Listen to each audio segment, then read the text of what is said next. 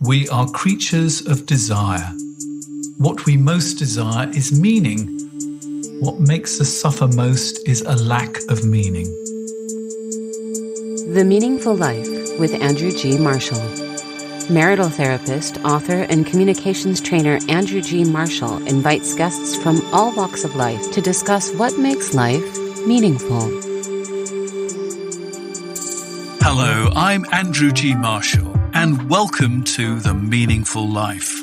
We're available on Apple, Spotify, Podbeam, Amazon Music, and wherever you find your podcasts.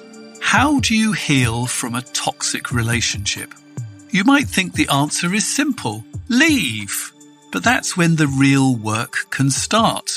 Unfortunately, you're probably in a place of complete exhaustion, and it's very easy to get overwhelmed. That's why I'm pleased to welcome back certified relationship coach Tara Blair Ball. She's the author of a new book called Reclaim and Recover: Heal from Toxic Relationships with a 7-Step Guided Journal. If you find our conversation interesting, you might like to also check out her previous appearance when we discussed attachment theory. All the details of Tara and her work will be in the show notes. Now, what I love about your work, Tara, is it comes from direct personal experience. You left a bad relationship that made you feel small and inconsequential, but you felt crazier once you'd left it than when you were in it. Now, how could that be? I think that's the whole nature of toxic relationships, and I think that's why it can make it so difficult to recover from, is that I just didn't understand how I could hate someone so much and yet want to be with them again. How I could have spent so much time miserable in that relationship and yet feel like that was the best I could ever have, and that I was missing out on that misery that I'd had for so long. And I think that just makes it so difficult in recovering from, because I personally didn't feel like there was enough literature out there to describe or label what I was going through. And in actuality, I mean, I know today, and a lot of us are more familiar with the term trauma bond, but that's what I was in. Is I was craving and comfortable with that insanity that comes from being in an extremely unhealthy relationship that is based and founded on chaos. And so to have anything else seemed boring. And I didn't know how to function when there wasn't that chaos in my life. And I felt like that was the best I would ever have. It was so passionate. It was so romantic, but, was it really? Was it really? And I do like that they now have this term post-traumatic relationship syndrome, which relates it has the qualities of PTSD, but what makes it difficult, again, to recover from is the idea that it's not so much about leaving the traumatic experience. It is about also really dealing with the deep wounds to your self-esteem, your feelings of self-worth, the fact that you crave and sort of want that chaos, as I mentioned earlier, and how it can't just be fixed the way you might PTSD, that it has a different variance, specifically because we all need to have relationships. So how are you going to heal relationships while also having relationships? It's not something you can just give up. And I mean, I think you put it really beautifully. And I think this also begins to understand the complexity of it. You miss the life we had together rather than the person. Tell me about that. I think so many unhealthy relationships are founded on a fantasy that we may or may not realize that we're buying into or subscribing to. And I got married and fell in love with someone based on a fantasy or the potential rather than the reality of the person I was in a relationship with. And because of that fantasy, I really hung on much longer than I should have, because I kept feeling like, I'll find something to change, control, manipulate to make that fantasy become a reality, instead of really just acknowledging that, for one, he may not have ever become my hope for the potential. His potential may have been entirely different from what I wanted or expected him to become, as well as the fact that his reality just wasn't acceptable as it was, which meant I was running around in circles trying to make something happen that wasn't possible at that time. Now, let's actually name what the fantasy is, because it's so powerful, and often a lot of sort of romantic movies sort of reinforce it. So let's just lay out exactly what the fantasy is. So I think this is the hardest term to really label it as, but Love Addiction talks a lot about the term of the fantasy, the delusion. My fantasy with my particular ex is he was a drug addict. He got married to me knowing that he was actively using and hiding it from me. Oops. And so, yeah, oops is the big word. But I didn't find that out until 8 years later. He was very good at hiding then in that case. He was very good at hiding, yes. But also, I just think denial makes you so blind. I mean, of course, I could look back and pinpoint the moments of, oh, yeah, that was clearly when he was using drugs. But at the time, I had just made these excuses, these rationalizations, these justifications about what he was doing. Oh, he was just craving sweets, or he's just had a hard day, or he just really wants to clean the house. Like these things I would say that were all based in my love for him, as well as just my attachment to that fantasy, that attachment to being willfully blind. And that, I think that was the hardest thing about trying to recover from that relationship, is how angry I was at myself, how stupid and embarrassed and ashamed I felt that I had stayed as long as I had, that I had ignored blatant red flags, blatant signs of issues. And that anger at myself is very unique, I think, to toxic and unhealthy relationships, because we feel so responsible. Like, why did I stay? Why was I there? Why did I go back? That when we finally leave, we just feel this anger that of all the time we wasted, why we stayed so long. And that anger at myself was very difficult to deal with and process. And one of your steps that will break down the steps actually addresses that anger. But before we sort of look into the journey, I think we need to have a good, clear definition of what do we mean by a toxic relationship? Because the word is sort of thrown around a lot these days. So let's just be entirely clear. What do you mean? So I outlined this in the book because as you said, I think it's sort of a buzzword. So I think it's important to define it clearly. But a toxic relationship just means an unhealthy relationship. So there's unhealthy patterns of relating between you and your particular partner.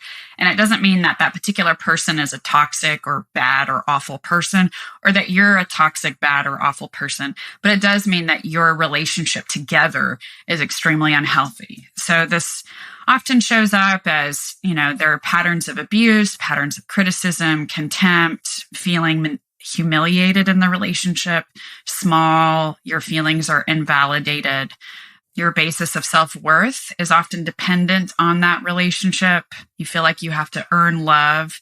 So a toxic or unhealthy relationship is just a description for any relationship where it's abusive, codependent, an unfair power balance, it's one-sided. It just is a big umbrella term for all of those unhealthy patterns of relating. And with power imbalances, who had the power? Was it you as the non-addict who sort of got her stuff together, or was it him because he was hiding stuff and you didn't have all the facts? I did not have the power in that relationship.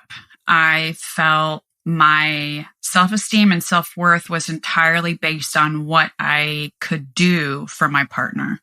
And so, right. Because it was based on someone outside of myself, something external, of course, it was very insecure of a basis. So it's not like I didn't feel like I could handle certain things on my own. And if he was mad at me, for example, I was devastated, or if something wasn't going right, I felt personally responsible for it. So he was really let off the hook because I took on the burden I felt like all of the relationship problems were my fault. I felt like anytime we had a fight, it was because I had said something wrong. I should have said it differently. I should have said it at a different time. I just felt personally responsible for all of the issues of the relationship. And so I didn't feel like I had any power because it felt like nothing I did worked out the way that I wanted it to. I wish I would have felt like I had power, but I didn't feel that way.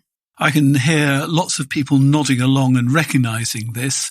And the temptation when you're in such a bad place is to try and rush ahead, get the healing done as quickly as possible.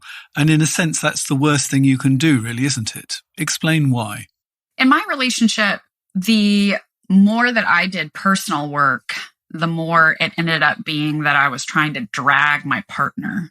Because, for example, I was trying to get healthier and practice better communication styles, better conflict resolution. But as I was getting healthier, he wasn't.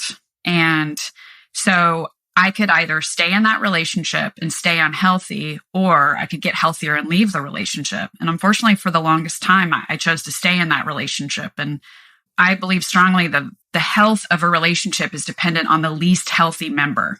Because when you're with someone all of the time, of course, the way they react, the way they act, think, and say things is going to greatly influence you too.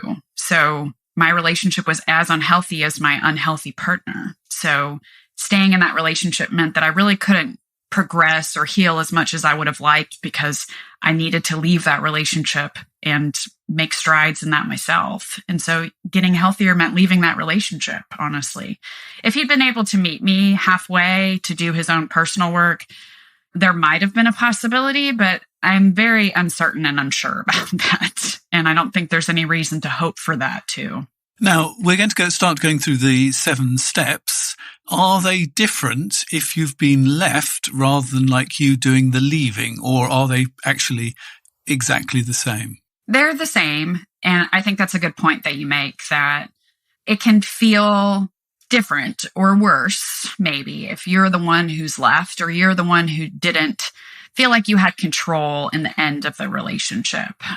I will say, for clients that I've worked with, I was the one who did the leaving, but for clients that I've worked with who were left, their struggle was primarily in letting go of that fantasy and not taking 100% responsibility for being left. So the step is still the same, but I think the work can be harder, because it is that recognizing that it wasn't the right relationship for you. And it had nothing to do with you, and you weren't some awful person because you'd previously been discarded. So I do think there's more work and more energy in that work, but the steps are the same for both. Okay, so we're going to go through the 7 steps, and we're going to talk about them. I wish they were nice, easy ones, but they're not. No. But so step 1, wave goodbye. Step 2, live happily ever after. I wish life was like that, right? Yep. Anyway, let's have a look at the first one. The first one is mapping thoughts and feelings. So tell me about that. So for that, and I found this particularly with myself and just from working with clients, is that leaving a toxic relationship, we don't necessarily have a good sense of our feelings and thoughts in general. And what we often find is that they are sort of stuck in one, and they just go in a loop. And you probably see this plenty of times with clients too, is that, for example, I was really stuck on the thought that I would never find somebody who loved me as much as my ex-husband. That was a loop that was stuck in my head, as well as my feeling of just overwhelming anger. I just was furious. And most of that anger was directed at myself, as I said earlier. So mapping your thoughts and feelings is really about getting more in touch with everything else you might be feeling. So it's not just anger. Anger is often a secondary emotion anyway. A lot of my anger was also just sadness that I wasn't giving myself space to feel. Sadness that I had chosen to be in that relationship. Sadness for staying in that relationship. Sadness for the change in my circumstances. So primary and secondary feelings. Let's differentiate between those two things. Yeah. So primary feelings include a feeling wheel that's sourced from Dr. John Gottman's work that gives you sort of the primary and then the edge feelings, or the secondary feelings. So mad, sad, glad, and scared are primary, but then that can just sort of filter out to, mad can also be irritated. There's different smaller acronyms of those feelings that could actually be a better fit than just mad. Irritated isn't the same as just mad. But anger as a primary emotion is often a vehicle for a secondary emotion like sadness. And I think that's always valuable to actually look at what is behind that anger. You know, it might be fear, it might be something else, but looking at your emotions and seeing if there's actually another one in there that might be the one that you need to actually feel to actually be able to move past the anger. Because once I sort of got anger out of the way, sadness is really what I needed to deal with. And you're right, fear is the other one that is the sort of the ugly sister of sadness, really, isn't it? Mm-hmm. Yeah. And it's one that's very difficult, especially if our thoughts really confirm whatever our fear is about. So my fear, for example, was that I would never find another relationship. I'd be alone forever. And that's a really damning fear. That's a really painful, scary fear that could have fueled a lot of my actions to be pretty unhealthy. And was your fear a realistic fear? Absolutely not. I'm now happily remarried. I have another child. I'm very happy today in my relationship. And when I think back on how I felt during the recovery phase of that relationship, to me, it's just very sad. The things I was telling myself, like, no one will ever treat me, as well as he did. When in reality, it was abusive, unhealthy. Yeah, we have to hope that nobody treats you like that again. Right, exactly. And that's the hard part of recovering from an unhealthy relationship is I started the relationship with my current husband. I found myself thanking him for not yelling at me because that was my normal. He found it so weird. He was like, why are you thanking me for not yelling at you? That's like basic human decency. But I didn't have a good gauge of that based on my previous relationship. So the next step is narrating your toxic relationship. So this, I think, is really valuable because all of us after a relationship tend to see a relationship as all good or all bad. And we often place a lot of blame on the former partner. So we don't necessarily see our part in that. So we're seeing a relationship as black and white. And we don't necessarily have a lot of role in the way that relationship went. So this step is really about seeing the relationship more realistically, as well as seeing our part in it. So when I did something similar when I was recovering from my unhealthy relationship is I really had to look at what were the red flags I ignored in the beginning. What were things I saw and purposely chose to think I could change or control? And that was very helpful when I began dating it again, because now I had a clear roadmap of these are red flags and I know how these will turn out. So what can I specifically avoid? And what do I know that is in my habit or my makeup of being attracted to? Because my ex was very familiar to me when we started dating, but just because it was familiar didn't mean it was healthy. And that's something I was going to sort of take up with you. Do you think you have to just not narrate this toxic relationship, but actually look at it within the context of all your relationships? Because, I'm prepared to think that there were probably some toxic people in your childhood as well as your husband. I do include that in the stat that it is, generally, we don't just have one toxic relationship. It doesn't just come out of left field. It usually is built early on, like you mentioned, in childhood. And so I do have a thing in there that it's helpful to include it for friendships, family relationships, just really looking and narrating those things that were unacceptable to you, but you ignored, boundaries you should have set, you could enforce, etc.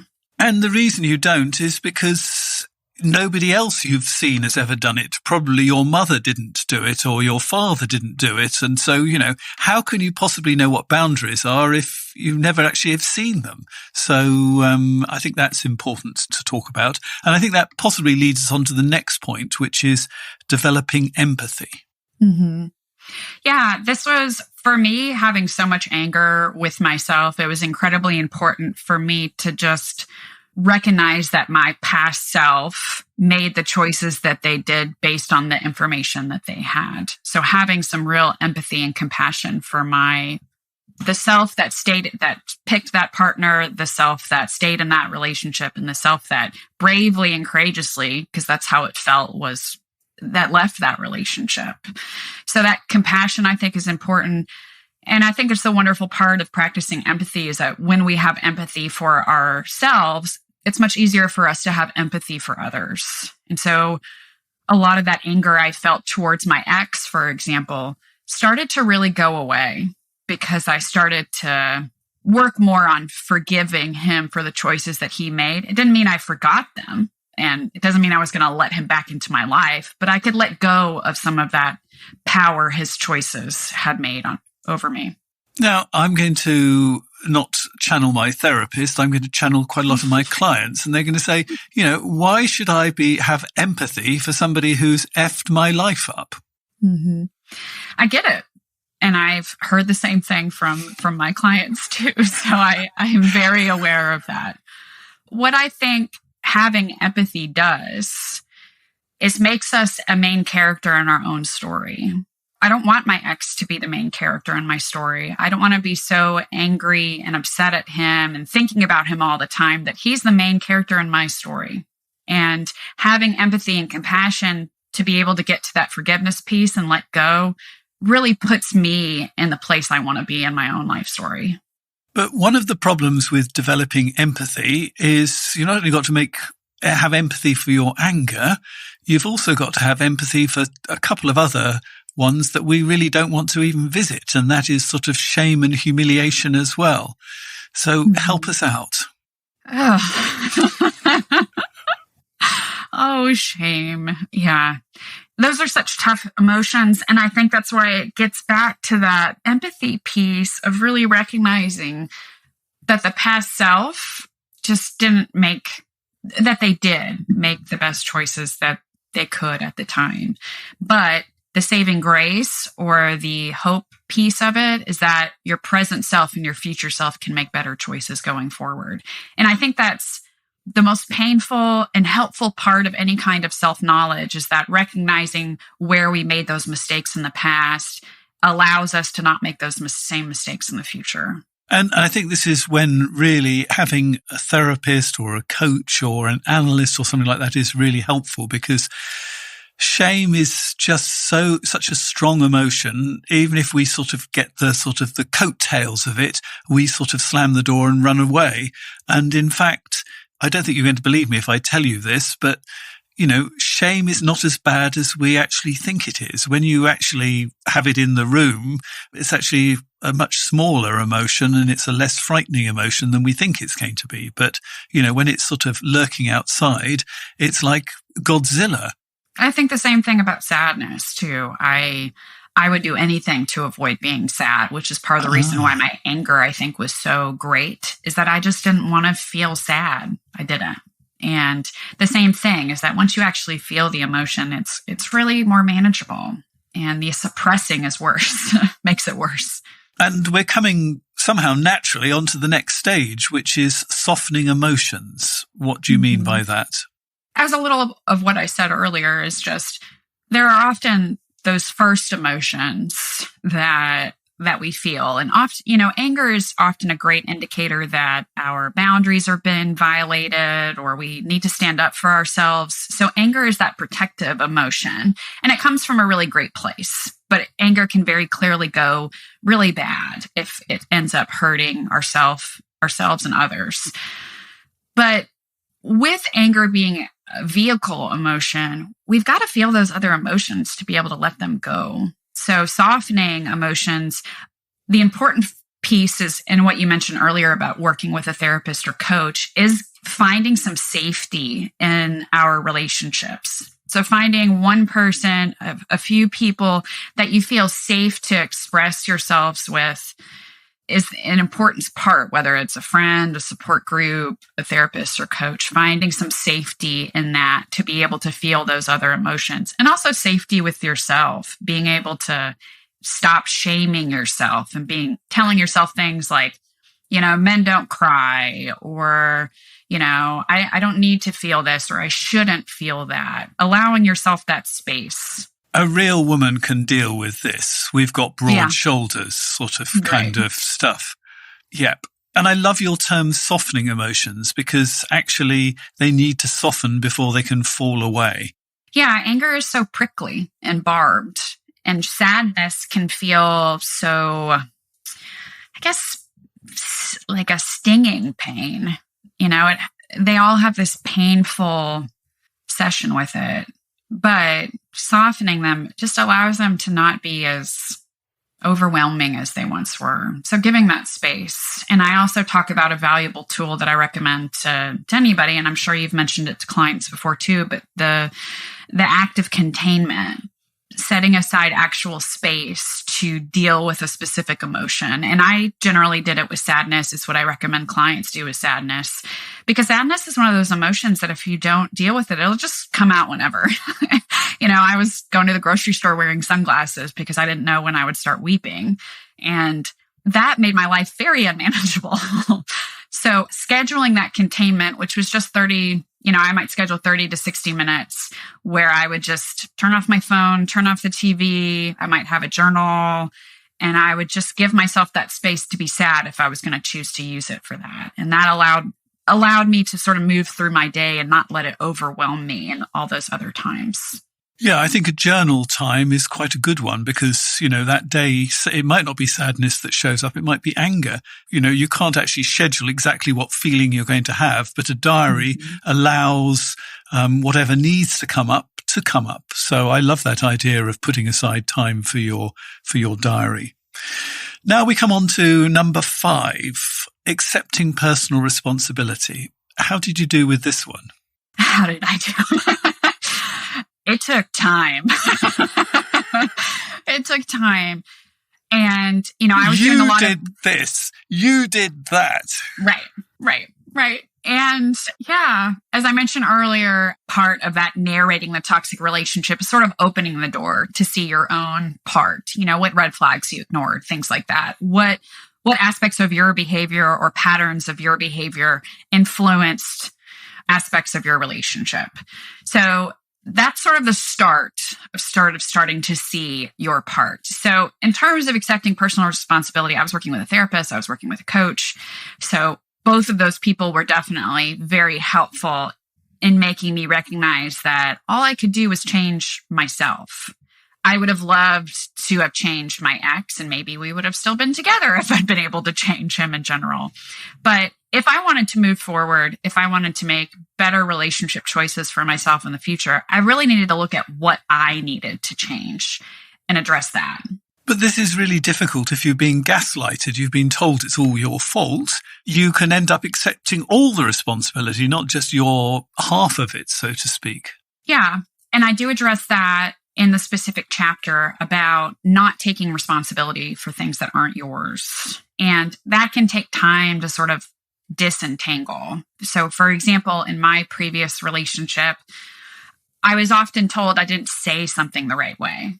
I shouldn't have used a certain tone. I should have said it at a different time. I should have blah, blah, blah. And I really realized that those were just all avoidance tactics, that these were all his attempts to just avoid or deflect from that conversation at all. And it had nothing to do with the way that I tried to say it. It had everything to do with the fact that my partner was being abusive and avoiding those conversations. And that takes time to work through. It does. And again, that's why it's helpful having a third party or having someone that can really sit down with you, or you giving yourself that space and time to really assess that. But it's not always easy to assess our side of something. And this is one of the advantages of giving yourself time with this, that there is no rush. So we come on to another really important one, and I think one that is going to need some explanation. It's called establishing accountability. So this is where generally most of us can't really heal or recover without some kind of support, some kind of accountability. And I found this myself, and I see this a lot with clients, is we get to a place where we're recovered enough. We're fine enough. And so we just kind of want to stall or stop, and we're tired of doing the work, because that's what it feels like, is work or drudgery. We're tired of dredging this stuff up. Or we can rush off into another relationship to sort of stop having to do the work. I think that's another thing that people can do. Absolutely. And I did that. I did that myself. So no shame in that. Hands up.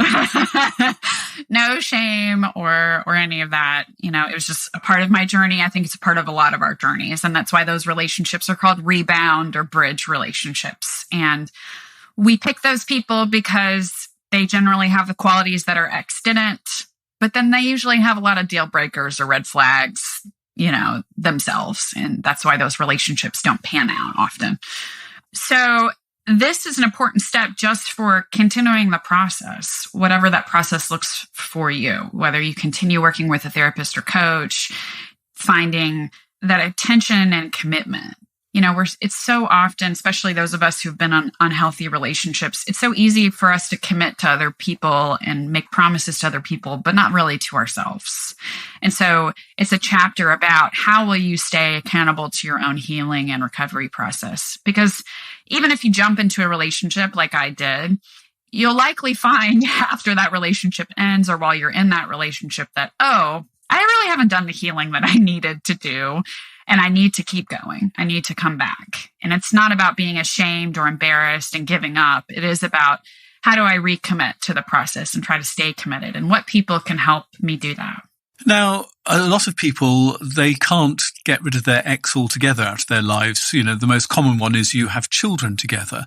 There you are doing your own accountability. What do you do about your partner's rather shaky accountability? That he or she says they're going to do A, and then they don't. So that's a situation of mine. I have 2 children with my ex, so he will always be in my life. And that's something that I have to negotiate for myself and work on being the best co-parent I can be. There's a wonderful book called Co-Parenting with a Toxic Ex that I highly recommend. I have it right here. It's by Amy Baker. And it's very helpful in how to address and negotiate those issues. How do I deal with a co-parent, for example, that's telling our kids awful things about me, or who isn't showing up or doing the things that they say? And for myself, I have very limited contact with my ex. We have clear boundaries that I've really enforced, as in we only talk about the children. We only talk about what's best for them, and they have to be the priority, that it's not about me versus the ex, which is part of the reason why it's so important to do that healing work, because your goal is not to hate your ex. Your goal is not to love your ex. Your goal is to be indifferent. And your goal is not to beat your ex and have the better life than them either, which unfortunately a lot of people try and do too. Correct. And my ex he's very much a Disney dad, which just means that he's the fun parent. And that means I end up being sort of the rule-following, structured parent. And that can be upsetting later when my kids say, we have so much fun with daddy. Why don't we have fun with you? But my kids are very young. They're 6. And they will learn over time who the right parent is for them. Who is the best parent for them. They're developmentally, they're not in that place. And it's not for me to say, that's bad that daddy does that or whatever. It's not my place to do that. They'll learn that on their own. Their brains are still developing, and they'll still be developing until they're like 25. So. Well, right there is thousands of pounds worth of therapy in those last 2 sentences. Yeah. Thank you, therapy. It's taking a lot of work to get there, I'll tell you that. No, but that is, a really difficult place to reach. So, I think you should also congratulate yourself as well for that, because that is the hardest. I think that is so hard, to hold on to the type of parenting you believe in and not to go into that competition of who can out Disney the other person, and then say, because they're only wanting to be a Disney dad, I will push them out because that's not what my children need. That is so tempting to do, and you didn't. So I think that's wonderful as well. It does take a lot of work, and it's not easy. I remember when we first started co-parenting, I would get so upset by the lunches he would pack the kids. And I really had to focus on, are my kids sheltered? Are my kids loved? Are they fed? Do I really want to pick battles over the fact that their lunches aren't as healthy as mine? Like, is this a battle I really want to fall on? And can I let this go and focus on what really matters? And what really matters always at the end of the day is my relationship with my children. And I don't want to damage that. And mind you, I've also been divorced for years now. I'm remarried, so this has taken time to form these beliefs, but they're beliefs that I think are very helpful for my children. And they're sustainable as well. So let's move on to the 7th one, and that is restoring trust. Trust in whom? Everyone.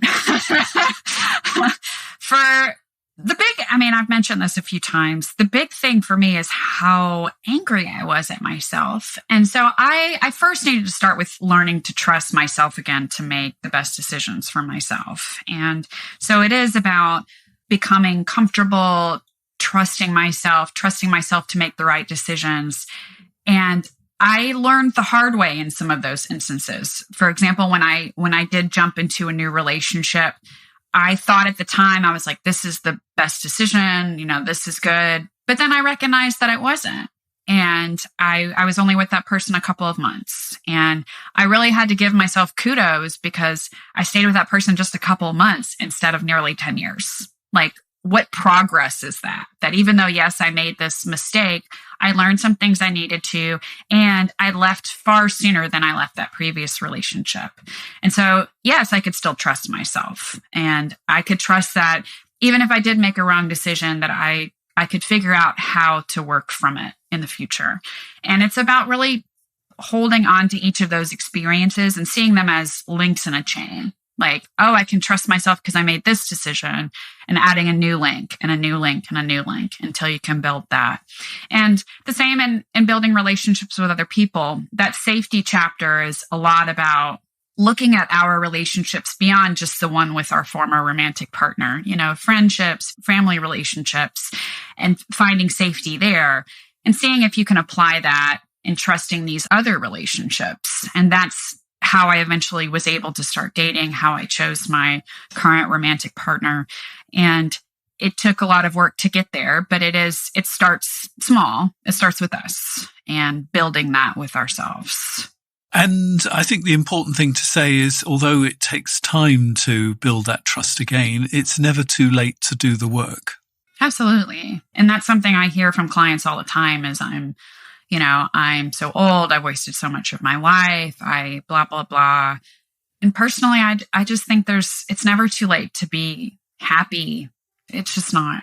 So we're going to take a break. We'll be back soon looking at our dilemma for this week. The Meaningful Life with Andrew G. Marshall. Please follow us on Twitter, like us on Facebook, and visit our website, andrewgmarshall.com/podcast, where you can join our supporters club and unlock bonus material and other benefits. How can I help you have a better relationship? There's nothing I like better than talking to some of the world's top sex and relationship experts. It helps me learn and grow, and that's why I've started this podcast. But what makes my life meaningful is writing and teaching. That's why I've written 20 books on relationships, which have been translated into 20 languages. They fall into two categories. Firstly, improve your relationships. In this category, I'd like to recommend Happy Couple Handbook, Powerful Love Hacks for a Successful Relationship. I cover constructive arguing, be a better listener, use carrots rather than sticks, and how to forgive and move on. In the second category, which is called Rescue Your Relationship, I have books like I Love You But I'm Not in Love with You, my international bestseller, Can We Start Again? 50 Questions to Fall Back in Love, My Wife Doesn't Love Me Anymore, and My Husband Doesn't Love Me Anymore and He's Texting Someone Else. You can find out more about these books, along with details about how to get involved with the show and send in your question to be discussed with my guests at my website,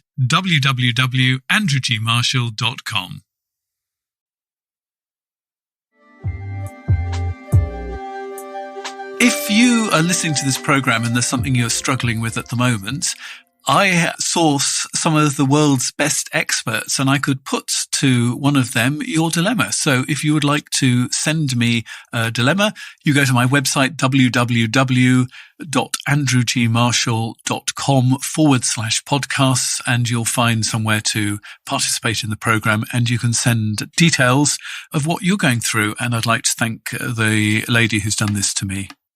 I had been with my husband for 15 years, married for 9. I found out 18 months ago he was having an affair. I was devastated, and I still am. He quickly moved out 12 months ago into an apartment and moved his girlfriend in, but keeps telling me he's still in love with me. I've tried several times to discuss sorting out the finances, but he will not discuss it. All I get is, "This is so hard for me, I'm busy," or he simply ignores me. He seems quite happy to carry on paying all the bills whilst living the single life with his girlfriend.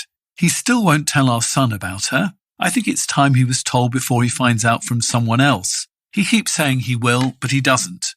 He makes his girlfriend go out when he has our son. He's not introduced her to his family and doesn't even talk about her. Basically, she's still his dirty little secret. I told him a couple of weeks ago I want a divorce. His response, "I thought we were going to talk about it." Ah! He then walked in the house, kissed our son and left without a word. After that, he went on holiday for a week. He comes back and acts like nothing has been said. I'm at the end of my tether with all of this. I'm trying to get on with my life, keeping busy, getting out and making plans, but I really do miss him. I don't want this, but I'm stuck and sick of being in this limbo hell. He clearly doesn't want to be here, yet he won't let me go. I've seen a solicitor, as he clearly isn't going to, but haven't filed yet as I'm trying to get the funds together to pay for it. Why is he doing this to me? Recognize any of this, Tara? Oh, too much. Too much. The first thing I really wanted to talk about is the question, why is he doing this to me? Because that is a question that I had in my head so many times while I was going through this, and how I hear and walk through so many clients with this question, the why question. And I think it's most important to really delve into why we want to know. And what I have found just for myself and working with clients is that we often ask the question why because we want to try to control. We want to know why because we think that if I know why, then I can say this thing and then they'll do X, Y, Z. And so it comes from a place of an attempt to control or change the situation. And I think too often that doesn't matter and isn't helpful for us. In this situation, clearly she would like to not be in it. I think most people would like to not be in this situation. So a better question is, what am I going to do about it? And the writer has taken some steps towards, talking with a solicitor, potentially filing for a divorce. But there just needs to be some more boundaries in place. And is this acceptable to you or not? And for me, when I read through this, I could relate a lot. And there's some advice I'd love to give to the speaker. I don't know if you want to jump in, Andrew, but I feel a lot for this speaker, and I do have specific suggestions, but I do want to first start on, we can't control or change the situation. So if we accept it, what are we going to do about it? Yeah, and I think that changing from why is he doing this? I was thinking, like, why do dogs chase cars? Because even if they catch them, they're not going to know what to do with them. He's just doing it because that's what he does. This is his coping strategy. He's been doing it since time began. And, even if you did know, and we said, well, it's his way of dealing with his mother, where does that take you? So the question, what are you going to do about it, is a much, much better question. So, and I think boundaries are important.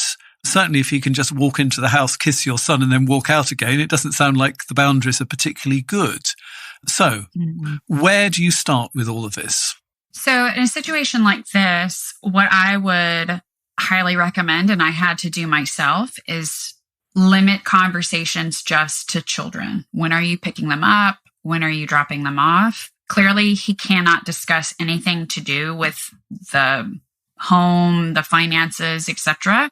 So that should be dealt with, it sounds like, with a solicitor. Have the solicitor, file for divorce, have the solicitor reach out to his solicitor, have those conversations done outside of your conversations with your ex, and there be no emotional conversations between you and your ex. Because again, that comes back to trying to control or change. And the most important thing is, what are you going to do about it? Is this how you want to be treated in a relationship? Is this the kind of person you want to stay with, regardless of the fact that he's the father of your child?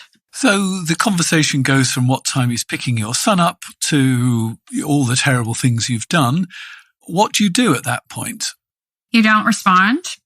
I mean, plain and simple, you don't respond. At one point during my separation/divorce, we only communicated via email. And that really allowed me for when I had record of, our communication that was able to be used in court, as well as he had to think about there's just less thinking between a text message and sending it versus drafting an email and that kind of thing. That really allowed things to happen. Also, working with a solicitor will give you, a parenting plan. So you'll know when he should pick up your child, when your child should come back. It gives you something to follow that's structured. If you're actually having the conversation on the telephone, do you hang up? Oh, absolutely. I wouldn't even have conversations on the telephone. If it's that unhealthy, which clearly it sounds like it's not getting anywhere anyway, I wouldn't even have conversation on the telephone, especially because you can't use it when you're trying to go to court. What else would you recommend? The other thing I was going to mention is, telling the son about the girlfriend. I know that desire. I know that. Wanting to tell my children, oh, whose fault it is? It's your daddy's. And your daddy's a bit of a jerk, and hate him and love me, that kind of thing. I understand that personally. It's not what's best for your son. It's just not. And it's also not any of your business. The relationship has effectively ended the way that it was. And so it's not your job to tell your son what his dad is doing. The best thing that you can do for yourself is really focus on making your son as safe and secure with you, because clearly he's not going to feel very safe and secure with his dad. And you can't control that relationship. But having a clear parenting plan and following that will help you feel more comfortable and secure with that. But focus on being the best mom that you can for your son, because that's all that you can do. That's all you can control. Any final thoughts? Get support. I went to a divorce support group. There's many around the world that I suggest looking through. They're online. They're also in person. But having other people going through a similar thing that you can bounce ideas off of, that you can get support from. It sounds like you're going out and doing what you need to do to be happy, but this is about reclaiming your life and changing that for yourself. It doesn't matter that this man is still in love with you, or he says he's still in love with you, because his actions don't match his words. And his love isn't going to warm you, is it? No, it's not going to do much of anything. Honestly, she's making it on her own already. It's about taking that final step to make it official. So thank you very much for being my witness for the second time. Instead of asking what makes your life meaningful, I thought I would ask you, what have you done that's been meaningful in the last 18 months since we've last spoken? Yeah, so I love this question in general, because it really made me think about what is meaningful in my life. So over the last 18 months since we last met, my daughter has turned 2, and my husband and I are now juggling keeping her at home because she didn't have a good experience at daycare. So we sort of juggle her in the day. We also have some help from a nanny.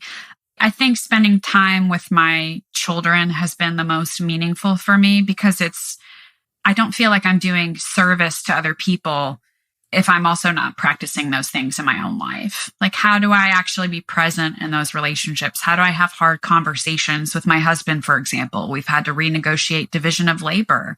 So being able to be present in those relationships has been really meaningful, especially with just a lot of changes. My husband's traveling again. Those kinds of things are very important and meaningful. As well as writing this book was a very meaningful event for me, because I didn't feel when I was going through it that books about breakups or divorces really dealt with what I was personally going through and how you could so desperately miss someone that had made you so miserable. I didn't feel like there was enough out there for that.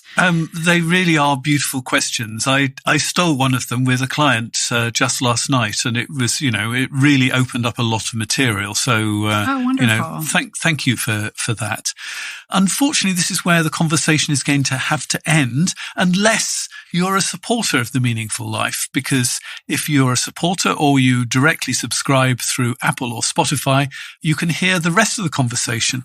And actually, what Tara and I are going to be discussing next is overcoming victim mentality, because one of the things that's going to keep you trapped is if you have got victim mentality. So if you want to hear about that and the rest of the bonus material, you can subscribe directly via Apple or Spotify. We're also available on Amazon Music. If you want to become a supporter of The Meaningful Life, here are the details. You've been listening to The Meaningful Life with Andrew G. Marshall. You can follow Andrew on Twitter, like him on Facebook, and please leave a review wherever you consume your podcasts. Making, editing, and distributing The Meaningful Life comes with substantial costs, and we'd like to ask for your help. Visit our website, andrewgmarshall.com/podcast, where you can join our supporters club and unlock bonus material for every program, send in a letter to be discussed by Andrew and his guests, and join a community of other people seeking to make their life meaningful. At the gold level, you get even more benefits. Production of The Meaningful Life with Andrew G. Marshall is by Michael Dooney. Social media by Madeleine Healy. Sound engineering and theme tune by Sebastian de la Luz Mendoza. And I'm Susie Colick. Please tell your friends and spread the word. Thank you.